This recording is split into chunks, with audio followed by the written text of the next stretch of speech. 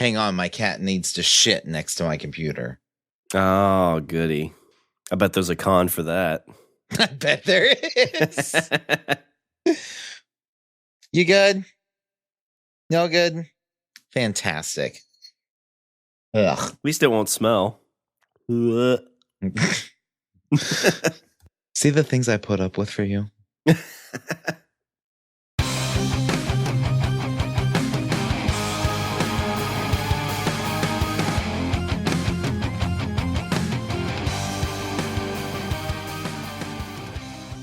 What's up, everybody? I'm Richard.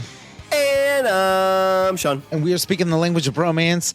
And today, Shawn, you had an idea, and I had an idea, and we put our ideas together, and then we realized they were stupid. And so we threw out those ideas, and we came up with something else about 5 minutes ago. So you tell me what it is. All right, everybody. So we're going to invite you down to a once-in-a-lifetime opportunity. We're going to bring you down to BroCon. So what it is, everybody, you give us like $750, and you get to spend the week talking about your favorite thing in the world, the language of bromance. I love it. I love it. No, Richard, so a while back, I found this article on this convention called ButtCon. And it made me giggle because I am nothing more than a third grade boy wrapped in a 33-year-old's body. You lost me at ButtCon. So we talked about, we were like, oh, it'd be funny to talk about ButtCon. And you had an amazing... Just saying it. But you had an amazing idea even further back where you're like, I wanted to go to weird cons. That's true. And do like a YouTube video for it. And I said, let's combine the two and let's do an episode on all the weird conventions that are out there. So why don't you tell us about your convention YouTube podcast idea first? Well, see, originally, this is a long time ago. This is back early 2000s. I said I used to watch the Travel Channel, and I watched No Reservations, Anthony Bourdain's No Reservations. I watched the shit out of that on the Travel Channel. And I was like, dude, this guy gets to go to all these places and do all this cool shit. And he films it, and that's how he pays for all of it. And so I had the idea. I was like, there's always you always see these oddball fucking conventions out in the world that are all over the world. That just it's just a group of people that get together and just celebrate something that's so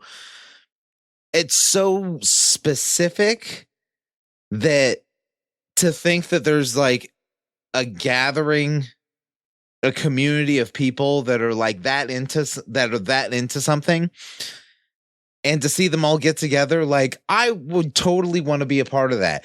And I wouldn't, and my thing is I wouldn't want to film it for the experience of oh, hey, look at these fucking crazy ass freaks. No, yeah.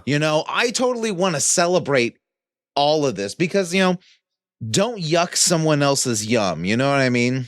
No, and we're both in that boat. Like when you see people who love something, you get to talk to them or see them in that environment. Yeah.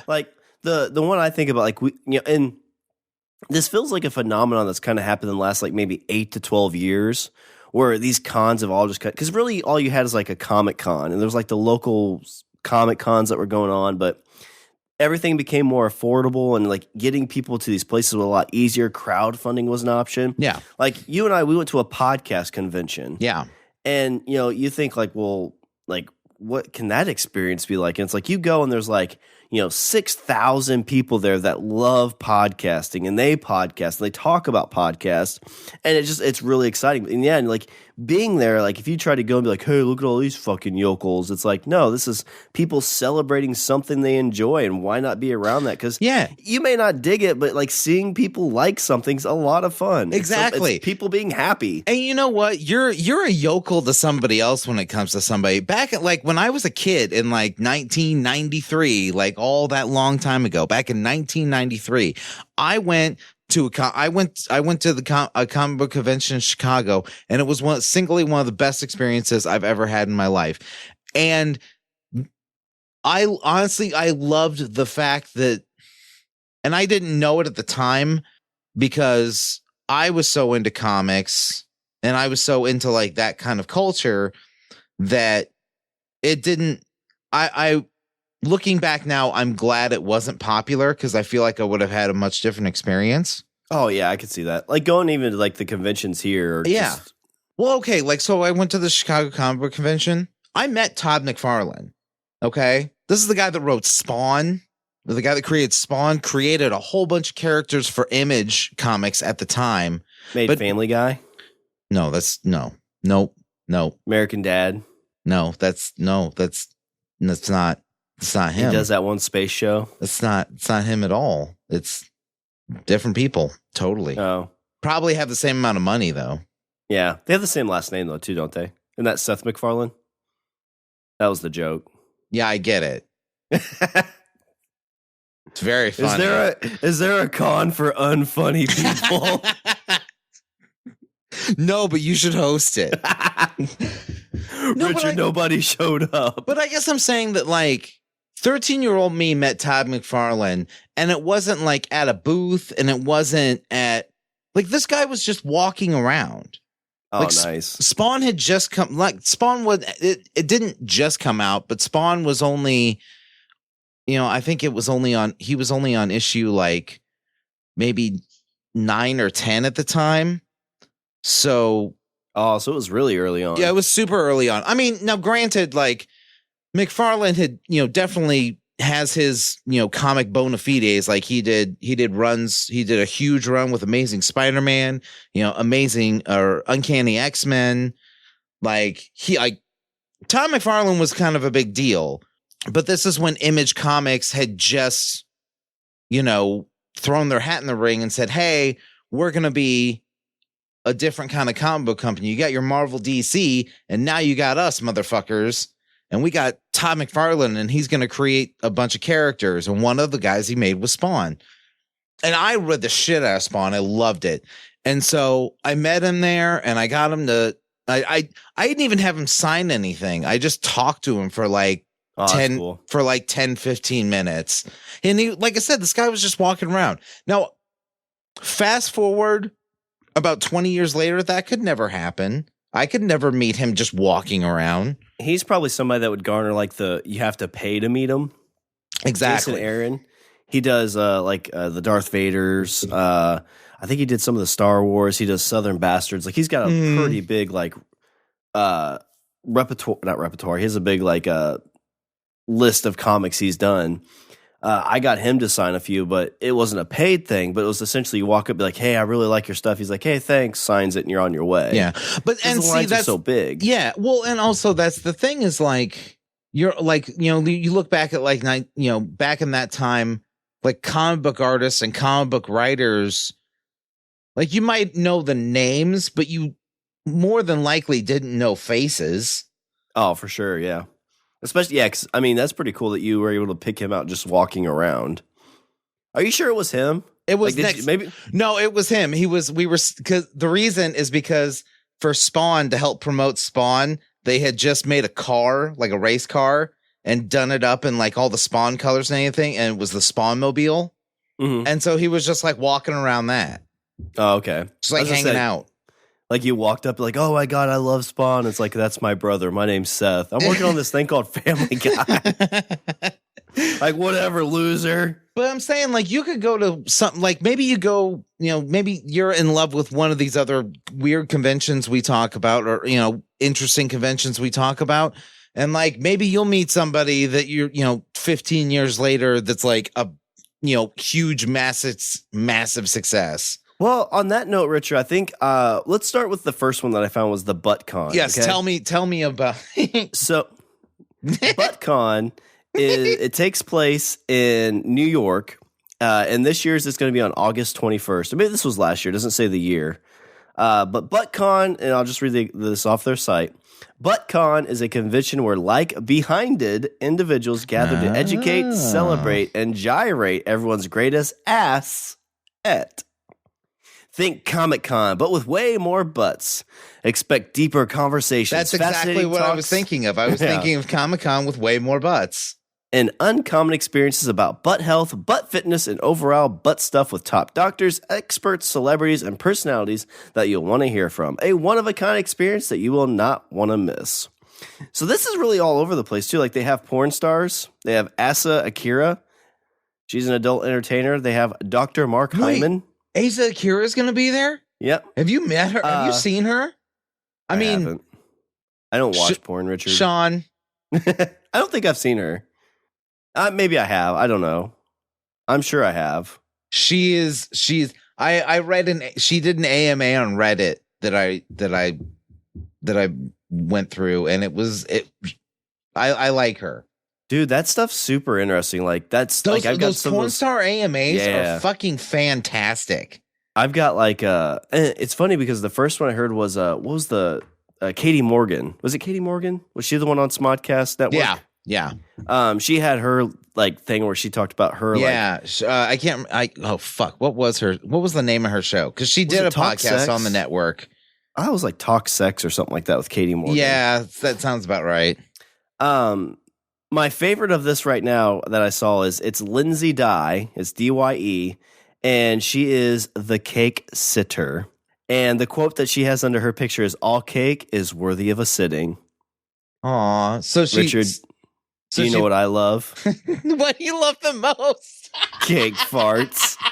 So this girl, I guarantee you, she's.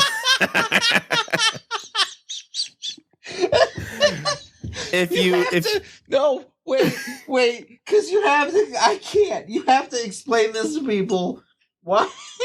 If you don't mind crude humor, go out and look for cake fart. This is like 15, 20 years old at this point too. It's on Pornhub and it's fucking fantastic.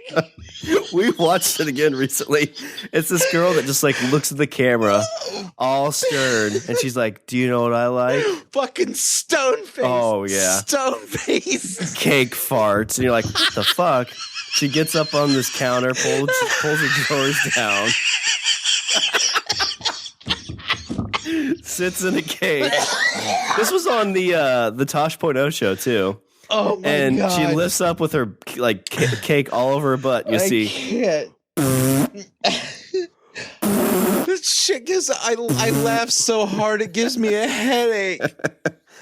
But apparently, this Lindsay Dye has made cake sitting this like big phenomenon. Oh, that's fantastic. They have fitness peoples. They have this Layla Martin, who's the wizard of the nether regions. They have the original cougar, who I don't know who that is, but it's Hattie, Hattie.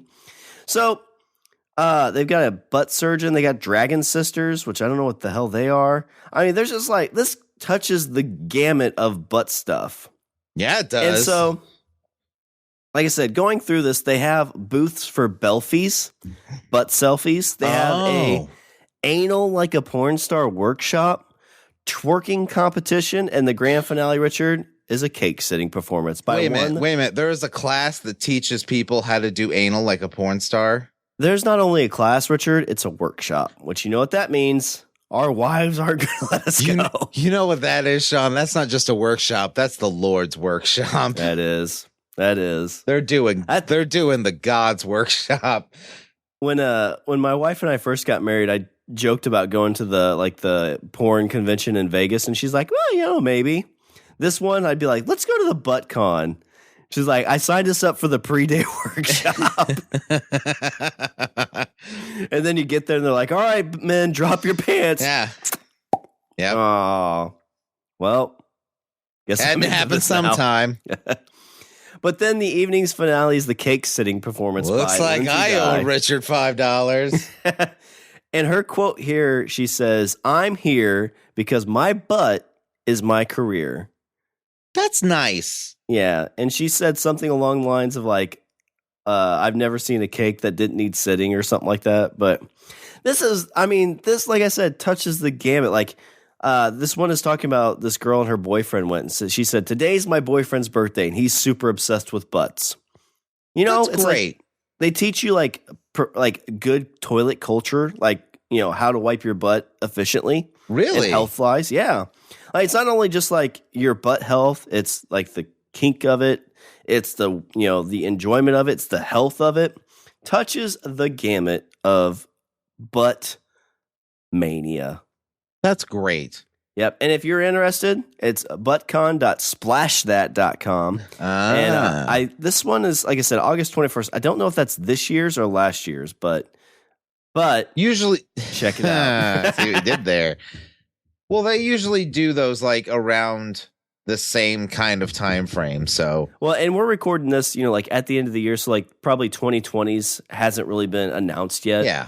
So you'll probably, if you go to those sites, you'll probably see it happening fairly soon. But you got time. If you got time to plan, it's, at this point, it's probably like, 6-7 months away at least. So I think you're safe. I think you're in the clear. Yeah. Sign up for that newsletter. I just did. All right, so Richard, what's some of the cons that you found? Okay, let's see. Shawn, I'm just gonna read off the website. At the heart of New Mexico beats the pulse of a vibrant city. In Albuquerque, diverse cultures, authentic art, and dynamic traditions have helped shape their centuries-old story. No matter your interest, the city has countless opportunities for you to explore. And one of those opportunities is the 2020 World 2020 Clown Association. Nope, I'm done. Oh, come on. Dude, clowns freak me out. Not only is there Pennywise, but there's John Wayne Gacy. Like, I feel like this is like a celebration of John Wayne Gacy. Laughter is the best medicine, Shawn. Do you have a clown thing, or do clowns not bother you? Clowns don't bother me at all. Okay. I used to watch, when I was a kid, I used to watch Bozo all the time. I did too. Even every Saturday morning, I watched Bozo. There was a friend of mine that was on the grand prize game. Oh, yeah? What happened to him? He died. No. She disappeared mysteriously. She only made it to bucket number 4. Everybody always trips up on bucket number 4. That's like the make or break. If you can get 4, if you can hit bucket number 4, that's when you know shit's good. I gotcha. I always wanted to do that. My mom sent it in. At least she said she did. She's probably like, "Oh yeah, I'm filling this out right now. I bet you'll get picked, Pookie Bear." I'm not having some crazy psycho John Wayne Gacy clown take away my Pookie Bear. Oh no, shit! Mom might have been saving my life. I was like, "Mom, that's not the mailbox." She's like, "Oh, that's where they get that mail's in the trash. That's where they get the Bozo mail in the trash." I don't need Bozo. I'm gonna be a country music star. That's why I always want to go to TrashCon. So what do they kind of promote with ClownCon? So I just want to lead off with the next convention, the next ClownCon is on March 22nd through the 26th. They've actually moved. Apparently this one's going to be in Jacksonville, Florida. I figured like New Mexico would be kind of warm, and I figure I guess March wouldn't be too bad there maybe. But I figure all that makeup and stuff, like you'd worry about that. Yeah. So is this more for? So this wouldn't be like ButtCon, like you would go as a connoisseur of butts. Yeah, ClownCon you're a clown. You go as a clown. Yeah, you go as it's basically like a workshop for like, they go in, they sit around like, so are you hiding bodies in your basement? Yep. How many you got? So there's a 2020 convention and there's a 2020 workshop. It's an 8-hour workshop. You learn speedy and you know why it takes so long? Why? Because when they pull the car up, so many of the clowns got to get out. Oh, because of the clown car. Yeah. You learn speedy and achievable designs that will still wow your clients. I'm guessing balloon animals. Designs only take a minute to complete, but still have a level of quality your clients will appreciate. Does your sword look like a flaccid penis? Well, come to the sword workshop. The workshop is open to anyone who wishes to attend, so you don't necessarily have to be a clown. Yeah, which makes sense. I mean, if you're like wanting to become a clown, that's, we talk about like guests for the show. I think somebody who is like either working to become or has become a clown would be really interesting because, like what makes you think like, what I want to be when I grow up? I want to be a clown because it's kind of cool because you have to pick a name. There's like a federation you have to join. That's what I'm saying. That's what this is. This is the World Clown Association. If you join, Shawn, they will help you network with clowns from over 35 countries worldwide. Holy shit. Like we talk about there is an army of clowns out there because I don't know if you know this, Shawn, we're all clowns. That's life. That's life. Well, I was going to say we always worry about the Illuminati or the New World Order. You know what it really is, Richard? This world is run by clowns. They offer a world-class educational magazine 7 times a year. They have a magazine? There's a magazine. That's pretty sweet. There's 10 different educational scholarships that's offered towards clown education every year. Well, I know clown school, people always joked about when you're little, they're like, hey, Laura, John, your kid's only going to be smart enough to go to clown school. Dude, you know they teach all the shit they teach you in clown school. They teach you a little bit of magic. They teach you how to juggle. It's a lot of stuff. It's fucking. It seems like it's kind of intense. And you think about it, you go to birthday parties dressed as a clown. You're bringing a lot of cheer to people's life. Yeah. You know who's a graduate of clown college? John Wayne Gacy. No. Penn from Penn and Teller. He went to clown college. Oh yeah, he went to the Ringling Brothers Performing Arts or whatever. I don't remember what it's called now, but it actually I think it has Ringling Brothers in the title. Well, I think the guy from what's the movie where they go to Vegas and get drunk and can't remember anything? The Hangover. Galifianakis. I think he went to clown school. Oh, did he? In real life.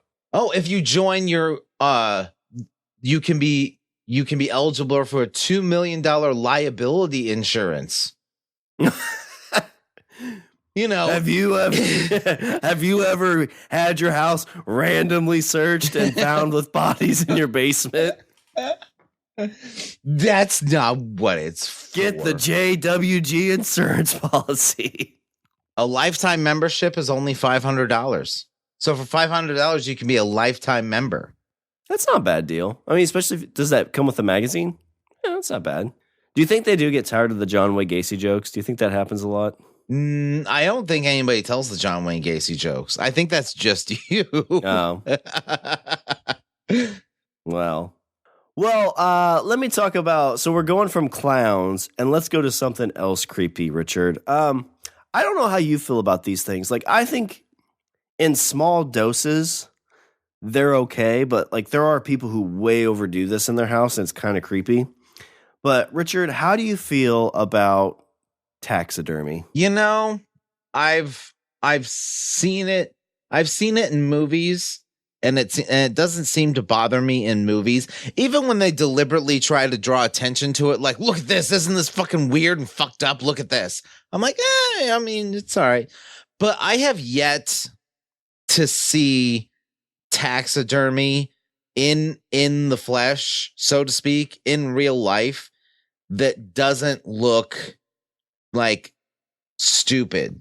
I mean, I think it's kind of like tattoos. You get what you pay for.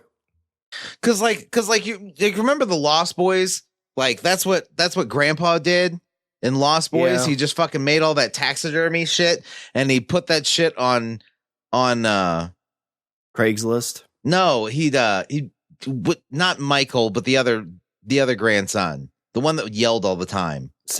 Sam, yeah, he'd put that shit next to Sam's bed and it'd freak him out. He'd in the middle. Yeah, he had a closet full of them. Yeah, a closet full of them. Those actually look kind of cool. Those look good, even though they're meant to look all fucking they're deliberately menacing and scary or whatever. I'm it looks kind of good. But I see that every time I see it in real life, I'm always kind of that doesn't look very good. That doesn't look like the ones Grandpa made in Lost Boys. Where's my Lost Boys grandpa taxidermy? I think, again, it's kind of you get what you pay for. And this being the World Taxidermy and Fish Carving Championships, which takes place in Springfield, Missouri. Oh, so that's close to me. Yeah, it's not far away. Again, they don't have 2020's dates on there, but they do have 2019's. And this is the World Taxidermy and Fish Carving Championships is shaping up to be our biggest show ever. So basically what they say is if you want to visit and see the largest industry trade show in the world for taxidermists, you are coming to the right place. The trade show offers 50 different vendors and 160 different booths. Vendors offering the newest taxidermy forms, glass eyes, products, tools, fur dressers, tanneries, and just about every associated vendor for taxidermists will be there. They have seminars and they have cash and rewards and stuff like that. But, you know, like you talk about, like if you're a who's who of taxidermy, this is where you would go. Yeah.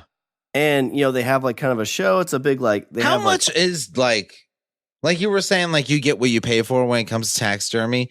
Like how, like, okay, like let's say I wanted to get like a really cool, you know, piece of taxidermy. Like how much would that actually cost? Like, is it going to be, is it pricey? I mean, like if you get, let's say like you go hunting and you get like this huge buck and you're like, I want like a shoulder mount.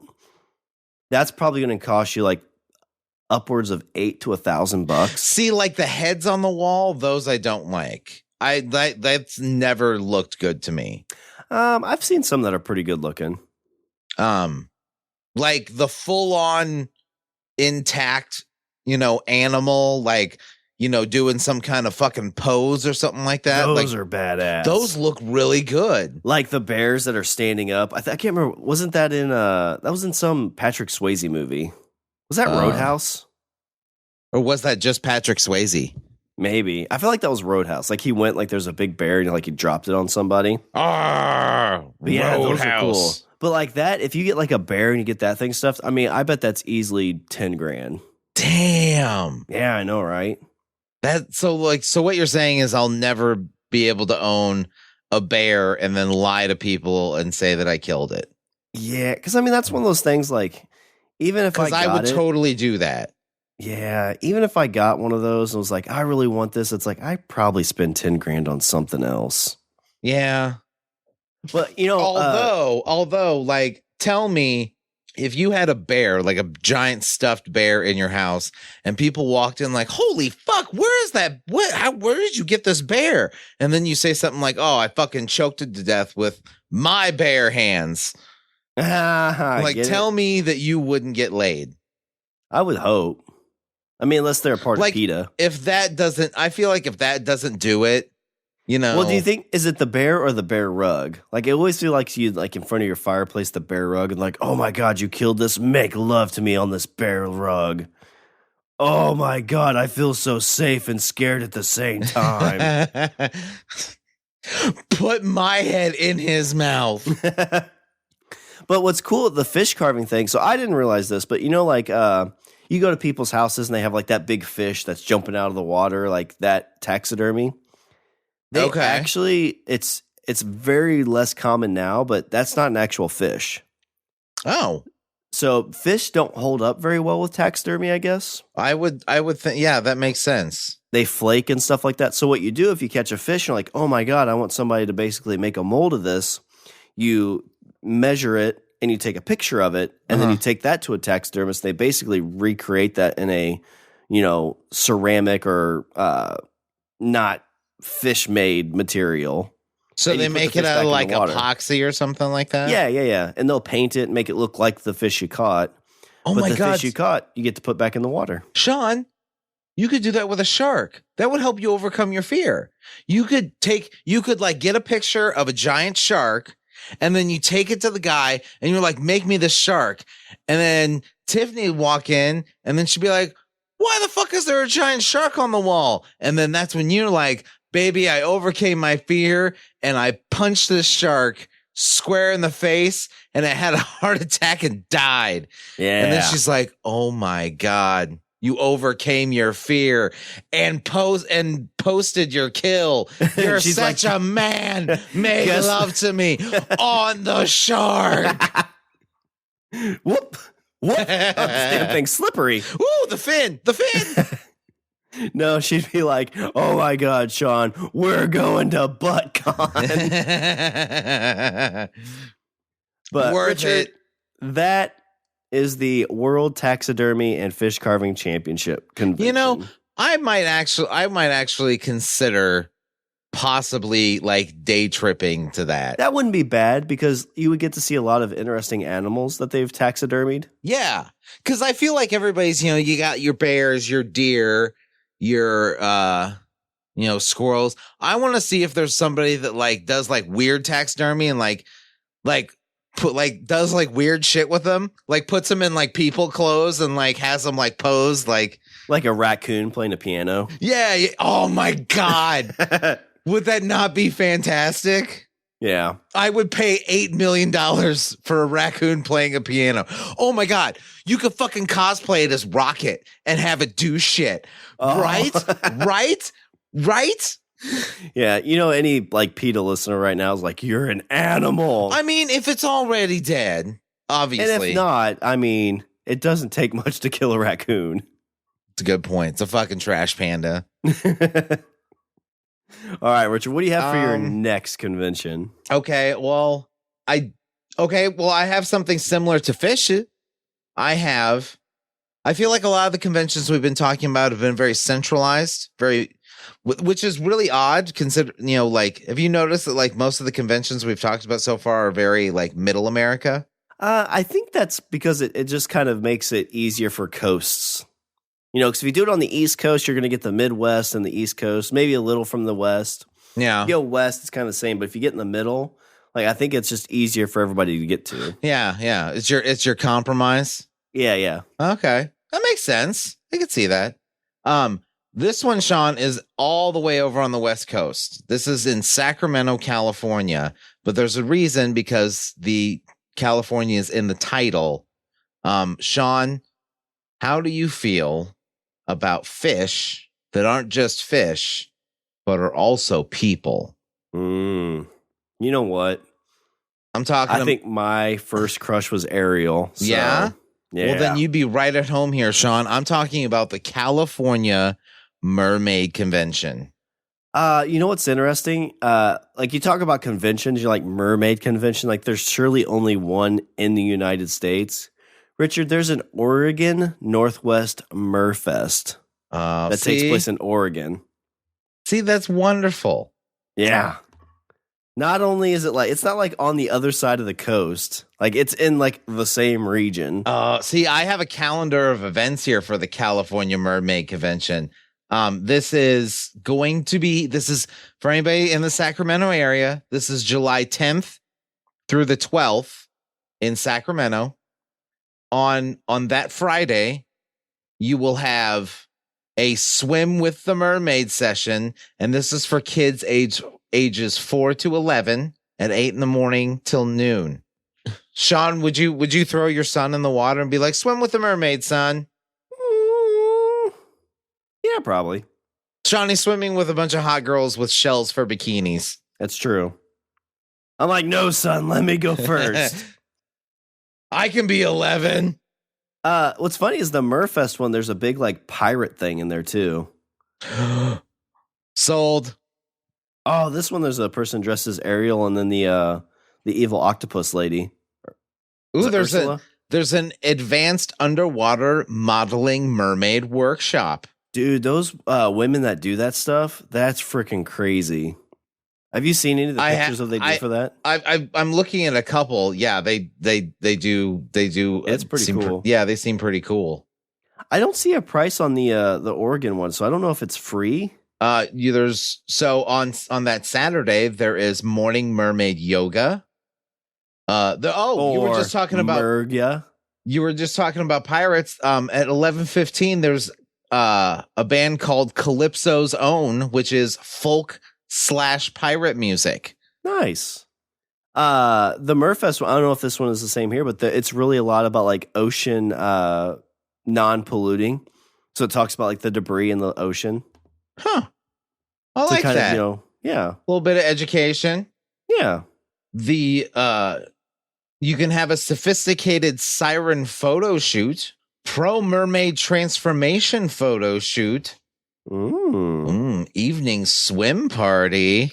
I'm in for that one. Oh, mermaid, I'm drowning. Oh, and that Saturday night, Shawn, you could pay $25 for a ticket to the Bubble Ball. Under the sea. Boop, Under the sea. Darling, it's better down what it's worth to take it from me. And they just give you your $25 back and say, sorry, you can't be here now. You're way too childish. That's the litmus test, and you failed. And at the end of the convention, they have they do a river cleanup. Oh, that's cool. Yeah. So, a little bit of helping the community along with having a bunch of people take pictures of people dressed like mermaids. Yeah, I'm up for that. I mean, it's not really. It's kind of like, it's not people who are like, I'm obsessed with being a mermaid and I think I'm a mermaid kind of thing. It's just like, hey, we find mermaids to be cool. Yeah, and here's some mermaid education. Enthusiast. Yeah, I like that. You be a mermaid. I'm Nicole. And I'm Sarah, and we are the Homance Chronicles. The Homance Chronicles is an adult comedy podcast where we laugh like this all of the time at our real life shit. It's what happens, where we talk about everything from dating disasters to poor choices after drinking entirely way too much. We always drink too much. That's a terrible thing. It leads to awkward encounters. Both sober and drunk, though. True. That's very true. The Twilight Zone is real. It's the ultimate girl talk where we share everything. Everything but stuff. Yeah, all the stuff. You can find us anywhere you listen to podcasts. Just search the Homance Chronicles. And if you haven't figured it out, Homance is the girl version of a bromance. So get ready to giggle along. Tell me that you recorded it. Homance out! Well, Richard, you can't really go talk about conventions without getting a little X-rated. Yeah. And so I pulled up, I know there's a ton of different varieties of this, but it is FetishCon, a.k.a. FetCon.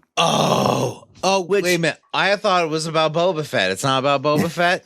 Well, I kind of feel like if I ever have a boat, I want to name it FetCon because that's a badass name. Right?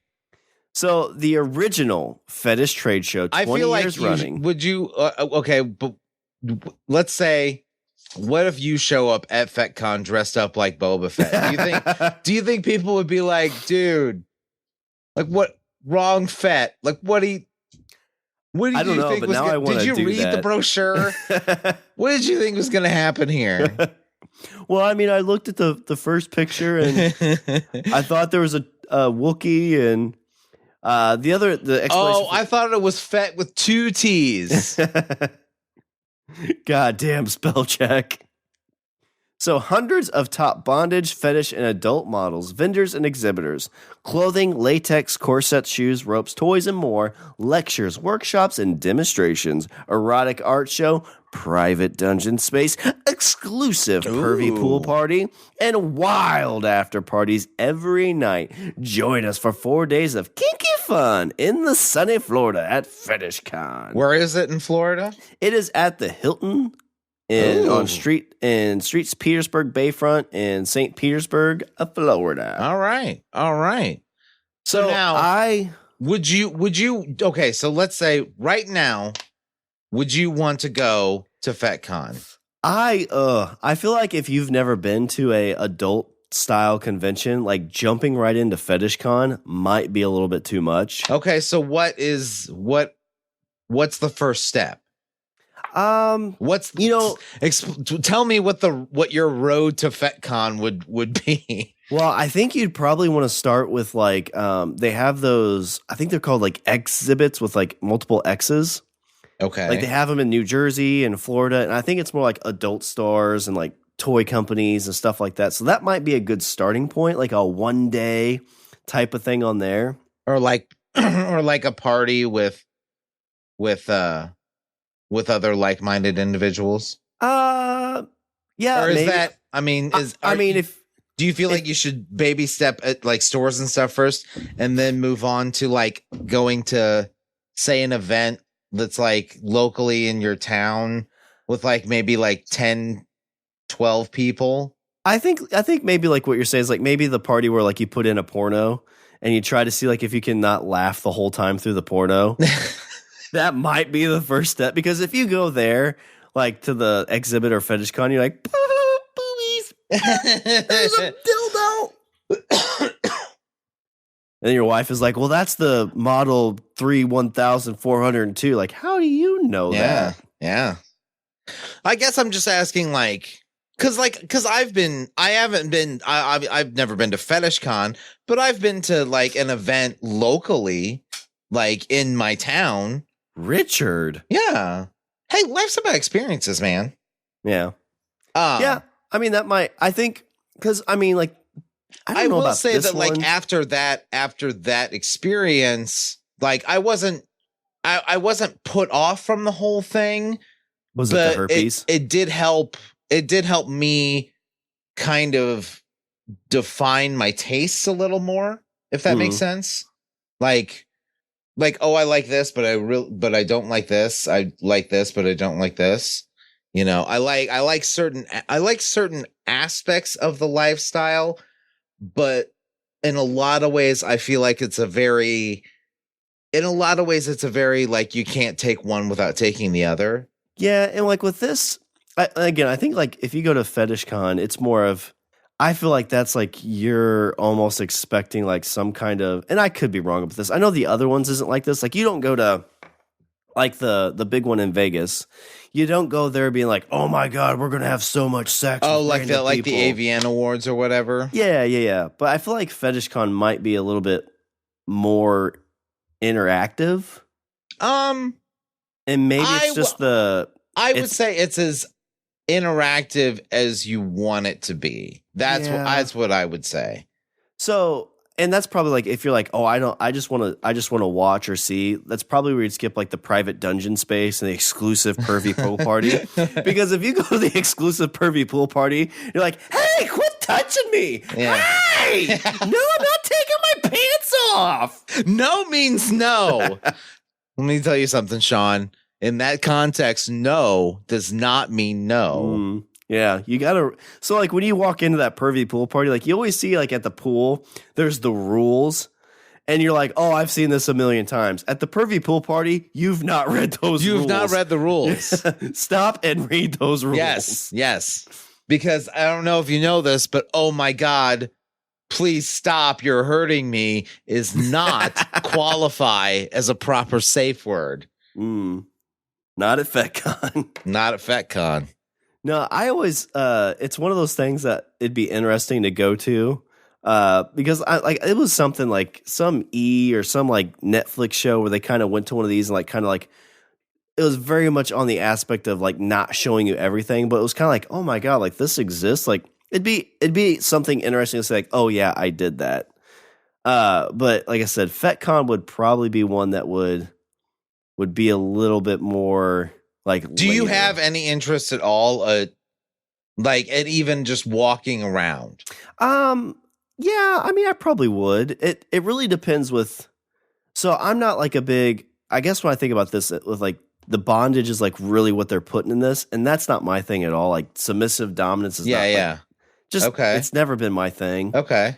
So if that was the main push that they have here, that would probably kind of make me a little But if it was more like just an adult like convention was kind of more the selling point, then I'd probably be more okay with it. Because it could just be that like, because the main picture on this website is, you know, a woman in complete leather with a whip. Yeah. And like that doesn't do anything for me at all. Okay. Then yeah, I wouldn't go. Don't go, Shawn. Go to the AVN Awards. Yeah. That would probably be my don't go to step. FetCon. But if you ever do go to FetCon, promise me you will dress up as Boba Fett. Well, that's guaranteed. So guys, I think I fucked up. I've got a bad feeling about this. So do you think, Richard? Hey, Mr. Spaceman, what's the name of your ship? Slave One? Oh, fuck. Is that really his ship name? Yeah. That's awesome. Swear to God, that's the name of his ship. I'm definitely going as that. What's the name of your ship? Slave One? Oh, shit. I mean, damn it. Well, in for a penny. I'll tell you what, if I was walking around FetCon and I saw somebody dressed up as Boba Fett getting whipped or doing the whipping, I'd be like, you know what? I'm kind of into this now. Can I buy one of those Polaroids? This would be I didn't know this was my gateway, but here we are. When God closes the door, am I right? Am I right? How much for the costume? So Brocation 2020, like you go to your wife like, hey, Richard, Shawn and I are going to go to FetCon. I am totally saying that it's a convention about the mysterious bounty hunter known as Boba Fett. So, like, we both show up in Fett outfits. No, maybe I show up as the Mandalorian and you show up as Boba Fett. That's what we do. But yeah, that's kind of dropping into that risque con. I feel like if you did that, I feel like that could open so many doors for you. Because I could see you showing, like, I could see, like, we show up like that, and then we're like, oh my God, this is the wrong FetCon. And then, like, people behind the booths or behind the scenes be like, you two are so fucking cute. Yeah, here's VIP passes. Exactly. Either that, or we're like the 97th people that showed up in Fett outfits, like, haha, we get it, assholes. All right, so that's more likely. You're probably right. But what's some other cons that you have, Richard? I only have one other one.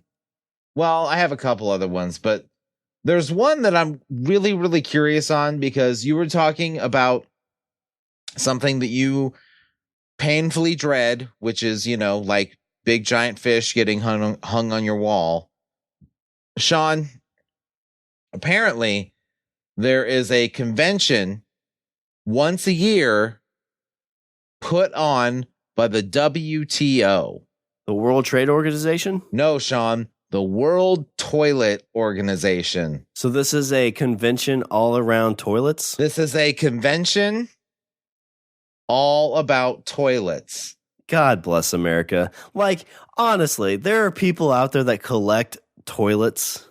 And every year they have they were founded on the World Toilet Organization was founded on the 19th of November, 2001. And on the same day, they held the inaugural World Toilet Summit. You know, so what do they explain like what they enjoy about toilets? Like the history of toilets or like the comfort of toilets or like just the... Actually, it kind of takes a bit of it kind of takes a turn into something that I didn't really consider. And it's the fact that Shawn, how do you feel about Blumpkins?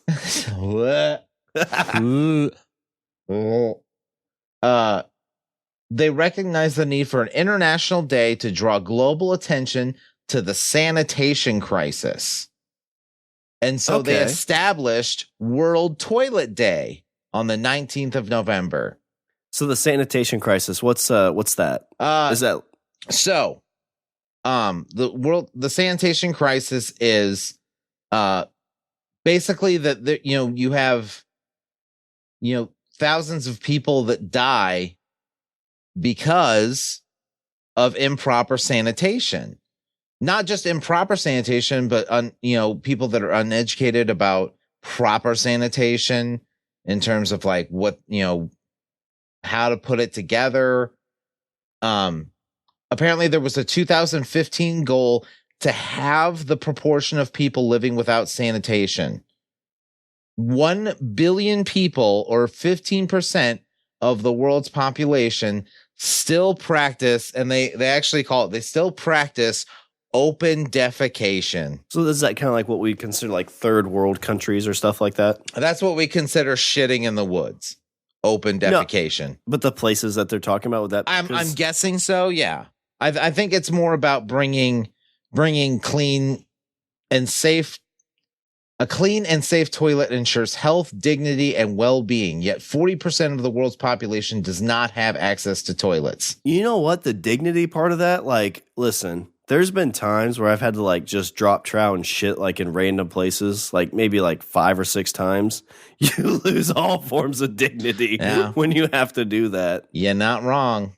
There's nothing like less dignifying than like you leaning against a shed, trying not to poop on your shoes, and somebody walking around be like, "Hey, what's going on?" Oh my God, you animal!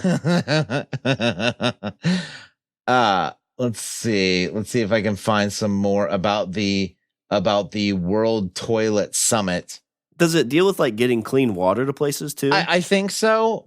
To me, though, I hear World Toilet Summit, and do you not just picture like the circle of toilets with people sitting on them? And they're all like business suits, but they're all from like different countries.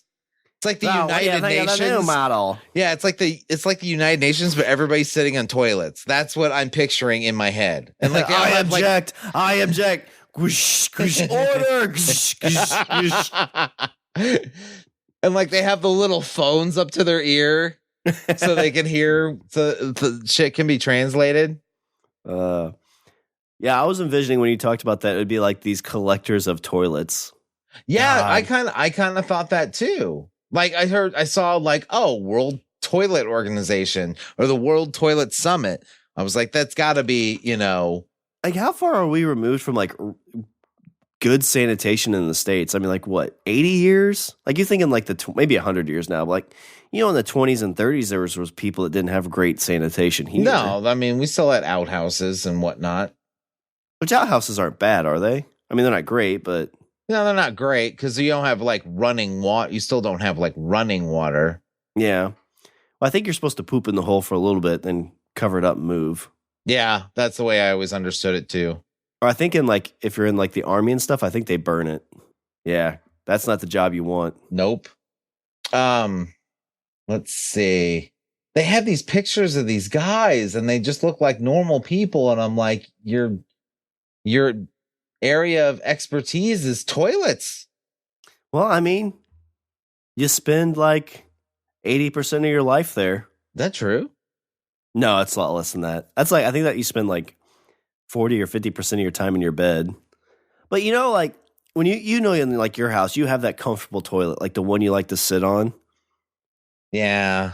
And there's nothing better than like you sit, like my mom and dad at their house, their toilet like sits like 3 or 4 inches higher than a normal toilet. Oh, I love the high sitting toilets. Yeah. So you sit and like, it's like your knees are not fully bent. Yeah. And you're just like, My wife's a lot shorter than I am. And so she doesn't like those. Don't be that guy. It's not like she's sitting on a bar stool. Knock it off. I'm just like, she's like, Richard, like what? I need help. Oh, you're so cute. Here you go. Stop it. You're terrible. Sitting there kicking her legs. You're a horrible person. I love Amanda. I know. I say it because the visual is funny. The visual would be funny if it was true, which it is not. It's not, baby. It's I love you so much. It's not true. I was just laughing too because like my mom and dad's toilet, it's almost at that height. If I was a few inches shorter, I'd be like that because I think Tiffany, her legs kind of kick a little bit. So that visual made me she like are you saying she needs to like rock a little bit before she all right, 1, 2 oh god, splash. Oh, I got an arm in. I should have flushed first. Oh. No, I don't really, I mean, I thought this was going to be a lot funnier, but I mean, it seems like a bunch of people that are really into toilets that are all for a good cause. So I'll skip to something else, which I didn't have a lot of information on, but I'm going to say it and it's going to strike fear into your heart, Shawn. Are you ready? In Chicago, there is Redhead Day. This is where gingers from all corners of the earth come together in Chicago. When the stars align just right, Yep. they all converge. Converge. Yeah, and you go and you buy a shirt and it says, I went to Redhead Con and all I lost was my soul. Yep. That's what they do. They just wander the streets waiting for people to come out of their homes. It's like 30 days of night, but redheads in Chicago. You've got a little red tint in your hair, don't you? No. Oh, I always thought you kind of did in your beard. No, I don't think I do. I don't. I mean, since I've known you, like, I think you've siphoned a little bit of my soul. Well, yeah, that's for other reasons. I keep it in a jar. Gonna let you out? Nope, not today. I know there's probably tons of these, but the one that I pulled up that's happening in July 2nd through the 5th. This is happening, Richard, over the 4th of July, our nation's Ooh. birthday. Tell me about it. It is Anthrocon. I have no Anthrocon, idea what Richard. this is. It's the 24th annual convention where they celebrate anthropomorphics, which are human-like animal characters, such as have fascinated mankind since the dawn of human imagination. Collection of artists, writers, costumers, and puppeteers. So this is the convention you go to where like you're a furry, Uh-huh. but That you're was like, where okay. So just so we're clear, this does have something to do with, because that's instantly where my mind went, but I didn't want to say it out loud because I didn't want to be the person that's like, so furries. And then you would say something like, no, not just furries, you sicky boy. I think that's like where like you'd be like, no, sweetie, I just love anamorphic animals, like, and I love wearing this outfit. I'm going to Anthrocon. She's like, is that like a furry con? No. Like this is like It's a business trip. Well, can kids go? God no. No, God no. Well, as long as they're in bed by 7. This seems more like people who like to dress up. They don't really like sell the furry part of it, but I really feel like that's. Is it implied? So you're saying it's implied. It's like, hey, we all dress up as animals, and whatever happens, happens. Kind of. It's like $60 though. To go? Yeah. That's not terrible. No, I guess not. That's that's the Thursday through Sunday. Oh yeah, $60 for a 4-day fucking weekend? Yeah, and to get like super sponsors on like $270. Damn. That gives you a super sponsor ribbon, a free T-shirt, expedition in the registration line. Do they give you like a free maybe not a costume, but like the head? No, it doesn't look like You, that. walk around with a squirrel head? Ooh, you get a free luncheon Ooh. with a guest of honor. Do you have to The eat ultra sponsor. Do you have to eat like the animal you're dressed as? If you're committed, you do. Damn it. You got me there. But do you have any other conventions that you'd be interested in? I don't. I am tapped out. This was actually, it made me think of it because I was recently watching The World According to Jeff Goldblum on Disney Plus. Oh, is that good? It's not bad. I will say this, okay? And I want to preface this by saying I like Jeff Goldblum.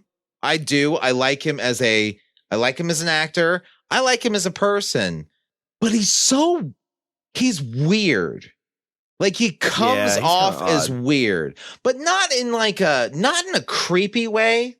It doesn't He's eccentric. The way he talks, like the way he talks and moves his hands and his whole body and the emphasis he puts on words, the way he has a conversation, it's just weird, but it doesn't, it's not creepy weird. Like it doesn't put your guard up, but you instantly notice it that this man does not act and speak like normal, like people do. He's the kind of guy like, oh, this is a guy that's been an actor like a long time, but he doesn't like, oh, what's the best way to say it? Like it doesn't seem like he's super in touch with reality, but he's more in touch with reality than some actors. Yes. Like he's the guy, I feel like if you sat down and talked about like him being an actor and like where he is in life and how he gets to be, he's like, that's kind of odd. Like to think about it. Like I pretended my whole life. Yeah. So yeah, he comes off as, so it's interesting to see the way he interacts with other people. The show in and of itself, I would say, is honestly a lot like, kind of like a How It's Made. Oh, okay. In a way. Okay, so the very first episode, they do sneakers. And during the episode, he goes to this thing called SneakerCon, which I didn't know existed. But apparently there is a convention where all people do is celebrate and sell sneakers. And when I say sell sneakers, Shawn, I mean there are thousands, if not, in just, this was a convention that he went to, and I think it was somewhere in Indiana, we're talking hundreds of thousands of dollars changing hands over sneaker collections. Sneakers go like I don't like spending more than like $50 on shoes. Like I hate buying shoes, but there are people who like spend like $600 on sneakers. And you're like, well, like, are you gonna wear them? And they're like, God, no. Are you kidding me? I just paid $600 for these. Well, are you gonna like sit it out? Like, no, that'll ruin the value. All right, well, it's your money. So yeah, so I thought that was interesting. I had no idea that there was a sneaker con, and the fact that it's like there's that much high dollar commerce going on in like a convention hall in fucking Cincinnati. Yeah, is kind of mind boggling to me. Well, I mean, you think of like those old Air Jordans and stuff like that. There was these two guys and they were talking over a deal, and I think they agreed on let's do $150,000, and the guy just pulls out he's like, oh, I got half in cash, and just pulls out this fucking gigantic wad of money that you're just like, who carries around $75,000 in cash? Yeah, somebody that wants to spend that much on shoes. Oh my God. Nope. I guess if you got that cash, maybe, but fucking crazy.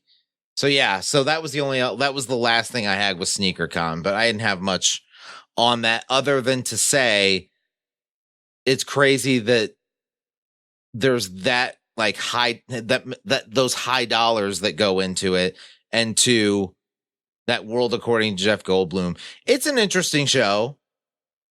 I only watched the first like 2 episodes. Yeah, I feel like once the Mandalorian's done and whatnot, we need to do kind of a Disney Plus centric episode talking about that. What else they have? Yeah, agreed.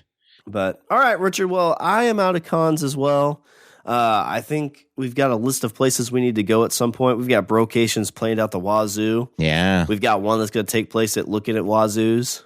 Yeah, and then places that'll spank the wazoo. Yeah, while we're dressed as Boba Fett. Yeah, or mermaids. Or mermaids. But Richard, as we were traveling... Oh my God, what would show up at the mermaid convention dressed up as Boba Fett?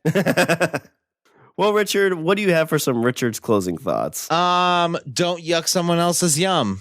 I mean, all these things might sound odd to you, but they probably sound fucking amazing to someone else. And don't be the person that, shits on somebody's good time. Yeah, way to bring it back around. We haven't done that in a while. Don't, again, like, hey, I'm into dressing up like a mermaid and hanging out with people that do the same thing and listening to pirate music. Okay, why not? Oh, I like that. Well, as we are getting out of the convention halls, everything's closing down, let me do a little bit of housekeeping. Visit our website, we're at languageofbromance.com. Follow us on Twitter and Instagram at languageofbro. Email us at bros@languageofbromance.com. Like us on Facebook, and go out and grab some LOB merchandise by going to our TeePublic store. Just go to the teepublic.com and search for Language of Bromance. If you want, you can also throw a little bit of cash money in our Patreon jar. And also remember, we are part of the Pod Bros Network. The roaming podcast convention that you can always find. Yeah. Wherever you are. All right. Anything else before I close her out? No, and no, and no. All right. Well, that's all the bromance we have for this show. I'm Shawn. And I'm Richard. And remember, don't be a why. Be a why. Not. Yeah, let's dress up like Boba Fett. Yeah, I like that idea. Why not? I mean, at worst, nobody's going to get our pictures. That's true. Because you know what? Mando never takes his helmet off. You know why? Because this is the way. This is the way. I have spoken. You know what, too? If we're there and we get a picture taken, if we didn't have that on, the wives would be like, called it.